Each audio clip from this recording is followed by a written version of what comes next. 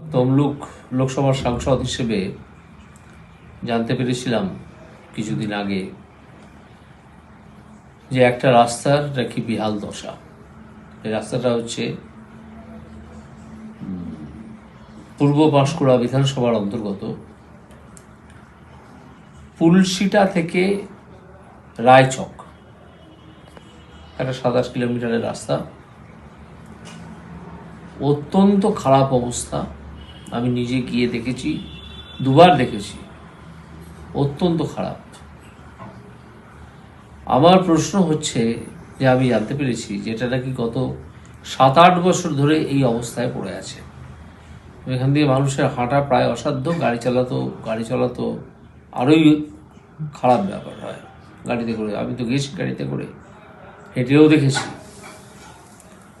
আমার প্রশ্ন জেলা পরিষদের কাছে, কারণ এই রাস্তার সারানো বা নতুন করে তৈরি করা জেলা পরিষদের কাজ, যে মানুষ এত কষ্ট কেন করবে? জেলা পরিষদের কাছে টাকা আছে এই খাতে সারানোর জন্যে, কেন সে টাকা ব্যয় হচ্ছে না? কেন রাস্তাটা এতদিন ধরে সারানো হচ্ছে না? আমি জেলা পরিষদের কাছে একটা চিঠি লিখে জানতে চেয়েছি। সে চিঠি এই এলাকায় অনেকেই পেয়েছেন।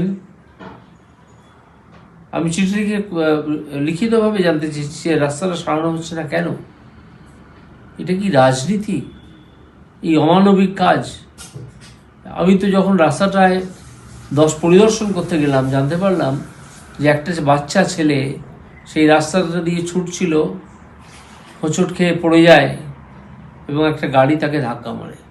গাড়িটা ব্রেক কষেছিল, কিন্তু ব্রেকটা ততটা কাজ করেনি এবং বাচ্চাটা এই রাস্তাটা খারাপ হওয়ার জন্যে পড়ে যায়। শেষ পর্যন্ত সেই বাচ্চাটা মারা যায়। তারপরে যাদের এই রাস্তা সারানোর কথা, তাদের টনক নড়েনি। এত অমানবিক! এটা কি রাজনীতি? আপনারা রাজনীতি করছেন মানুষের সুবিধে অসুবিধে নিয়ে। এই রাজনীতি আপনারা করতে চান? এটা রাজনীতি না অমানুষ নীতি? ধিক্কার জানানোর ভাষাও তো আমার নেই।